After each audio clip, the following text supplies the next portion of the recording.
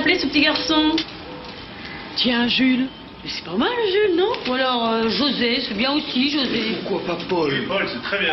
Non, Jean, c'est mieux. C'est pas terrible, Jean. Jean, c'est pas si mal, Paul. Jean-Paul. Va pour Jean-Paul. Et si nos choix dans les jeux vidéo n'en étaient pas vraiment? Recollons les morceaux ensemble.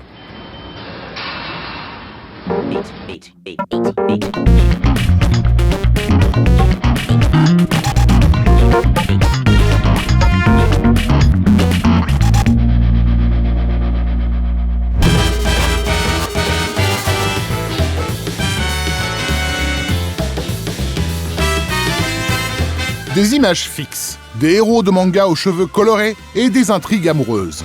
Vous voici au royaume des Otome Games, ces jeux vidéo pour demoiselles romantiques.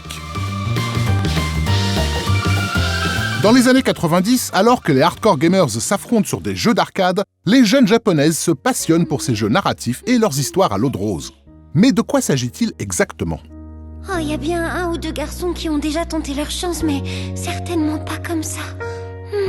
Alors les Otome Games, ça vient du Japon, ça a été développé dans les années 80.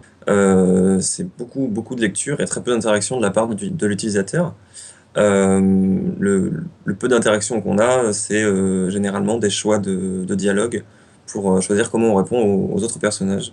Ça permet notamment d'avoir, dans la plupart des jeux, un espèce de capital sympathie pour chacun des personnages. Sweet vermouth, rocks with a twist, please. For you, miss? The same. Donc selon si on s'entend bien avec tel ou tel perso, on finira peut-être par être son meilleur ami et plus si affinité. Un jeu qui promet une relation virtuelle amoureuse avec un avatar tout droit sorti des fantasmes adolescents. I'll always be with you and I'll never change. Les nerfs décelés découvrent vite son potentiel. Mais 2 décennies plus tard, le genre s'est appauvri et ne s'adresse plus qu'à quelques otaku. You're the only one I can depend on. Entre-temps, les créateurs de dating games ont mis leur savoir-faire particulier au service de jeux de rôle tels que la série Persona, avec son action hybride entre combat stratégique et interaction sociale. Dans ce genre, l'instant du choix désigne le moment précis où le joueur ressent le plus son engagement moral ou émotionnel pour ses héros. Proposer des intrigues qui soient basées sur les personnages, ça nous pousse déjà à faire des interprétations de ce que ces personnages vivent et pouvoir se positionner par rapport à ça. Et c'est un terrain formidable pour générer de l'incertitude. Let's see where this takes us. Et donc là, on peut très facilement générer de l'incertitude et puis aussi créer des formes d'attachement avec les émotions qu'on crée chez les personnages. Je veux dire, en tant que se sent responsable de ce qu'on crée chez les personnages dans ce cadre d'environnement. A wrong question or accusation can shut down a suspect and leave new information undiscovered. How about we cut this little talk short before I lose my temper? Travel across the stars with the crew of your awesome ship, the Normandy. Mass Effect, space opéra épique en 3 actes, confronte le joueur à des dilemmes qui touchent à la spiritualité et à la notion même d'humanité. Mais selon son créateur Casey Hudson, ce sont d'abord les relations amoureuses qui semblent avoir le plus marqué les joueurs. Comes a franchise chock full of action, drama and birds. On peut voir, aussi bien dans les dating sims que dans les productions récentes, parfois des choix de réponse dans les dialogues qui mènent à rien de différent dans l'histoire, que ce soit tout de suite ou plus tard. Mais c'est pas grave, puisqu'on a laissé aux joueurs le choix de répondre à ce moment-là. Et du coup, voilà, il s'est senti maître du truc pendant quelques secondes. On n'est pas obligé de lui dire si ces choix ont servi à quelque chose ou pas. It really doesn't matter which way you go.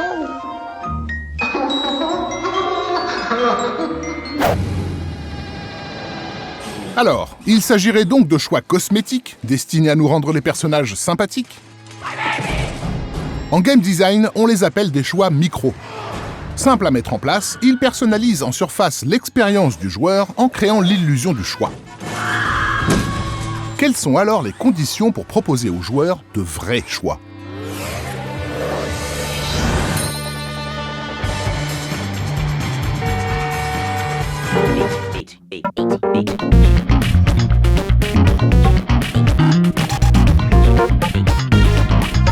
Give me what you got in the register.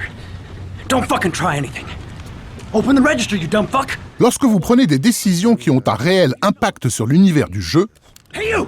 Put your fucking hands up or I'll shoot! Qui bouleversent son ordre géopolitique ou le cœur de votre expérience narrative, ces choix sont appelés macros.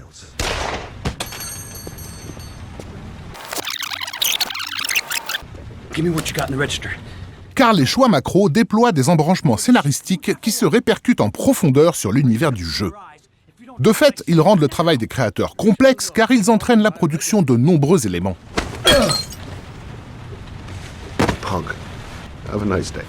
When my boy, I received a letter with a locker ticket inside. Inside the locker, I found this box.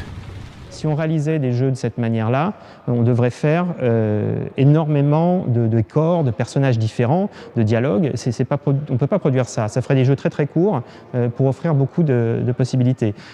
Enfin, quand c'est des jeux qui veulent un niveau de réalisme graphique tel que Walking Dead ou Life is Strange. Offrir aux joueurs une multiplicité d'embranchements dont la plupart ne seront jamais empruntés semble aller à l'encontre de tout sens pratique et économique. Aussi, pour éviter de créer plusieurs jeux en un, les développeurs recourent à des subtilités qui leur permettent de nous offrir la sensation, au moins la sensation, de vivre une aventure unique. Donc qu'est-ce qui se passe? C'est qu'on est obligé de penser le jeu, le designer de manière maligne. Et se dire, il faut que le choix du joueur ait un impact fort sur l'environnement, mais qu'il en ait très peu sur notre capacité de production. Et il y a un exemple connu, ce qui est la fin du premier épisode de la première saison du jeu Walking Dead. On laisse le choix aux joueurs entre laisser vivant ce personnage-ci ou ce personnage-là.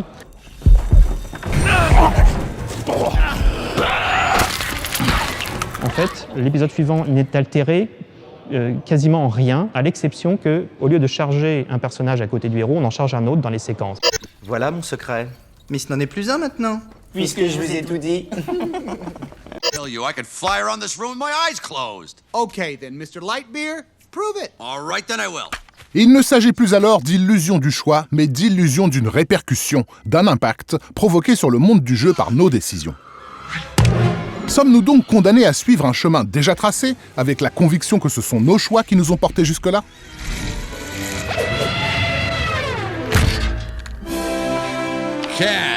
Un jeu, ça se déroule avant tout dans la tête du joueur. C'est une représentation qu'on génère, nous designers, au travers de sons, d'images, mais ce qui se passe, c'est vraiment là.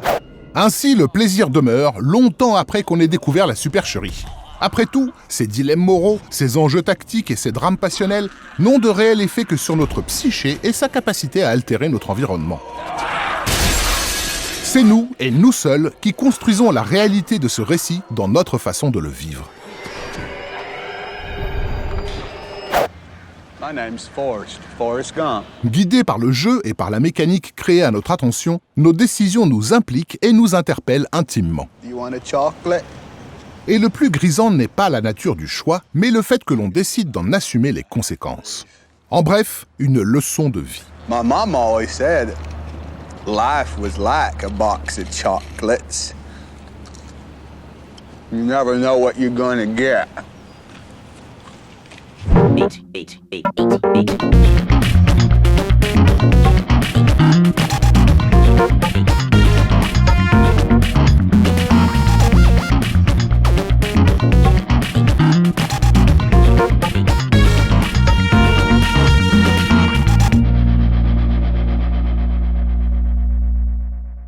Ton cœur balance? Tu hésites entre deux personnes? Envoie vite choix au 8-12-12 et découvre qui te correspond le mieux. Choix au 8-12-12. Choix au 8-12-12.